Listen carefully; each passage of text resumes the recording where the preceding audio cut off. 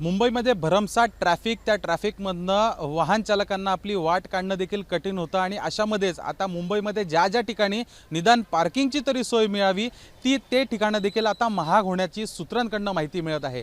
आणखी मुंबईमध्ये पे अँड पार्कमध्ये 40% शुल्क जो आहे तो वाढवण्यात येणार आहे आणि पुढील 3 ते 4 महिन्यात हा प्रस्ताव जो आहे जो आता मुंबई महानगरपालिकेमध्ये सुरू आहे त्याला मंजुरी देण्यात येईल आणि मुंबईमध्ये आता गाडी लावणं हे महाग होणार आहे। सध्या मुंबईमध्ये समजा पाहायला गेलं तर पे अँड पार्किंग यांची संख्या जी आहे ती साधारणतः 350 पेक्षा जास्त आहे आणि त्यामुळेच कुठेतरी 2015 मध्ये मुंबई महानगरपालिकेकडून पे अँड पार्क या धोरणाला मंजुरी देण्यात आली होती।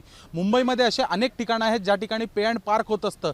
समजा आपल्याला गाडी मुंबईमध्ये एखाद्या चांगल्या पर्यटक ठिकाणी लावायची असेल तर आपल्याला 1 तासापासून ते 3 तासापर्यंतचा सध्या 4 चाकी वाहनाचा कर हा सध्या 70 रुपये आणि 40% याच्यामध्ये वाढ झाल्यानंतर त्याचा कर साधारणतः 90 ते 95 रुपये इतका जाणार। तर दोन चाकी गाडी आपल्याकडे असेल तर त्याचा कर सध्या 50 रुपये, तर तो देखील 70 ते 75 रुपये इतका। एकीकडे पेट्रोल वाढलेलं आहे, डिझेल वाढलेलं आहे, गॅस देखील वाढलेला आहे आणि अशामध्येच मुंबईमध्ये कुठेतरी वाहनं लावण्यासाठी जागा मिळत नाही आणि जी जागा आता मिळणार आहे त्याचा दर देखील वाढणार आहे अशी माहिती जी आहे ती सध्या सूत्रांकडून मिळत आहे।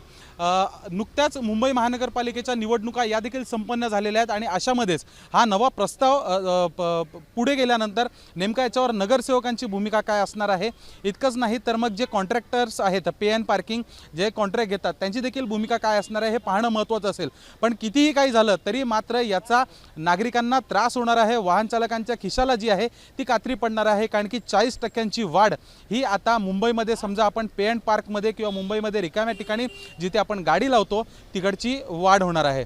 व्हिडिओ जर्नलिस्ट मनोज सोलंकी सोबत मी शुभम उमाळे, जय महाराष्ट्र न्यूज, मुंबई।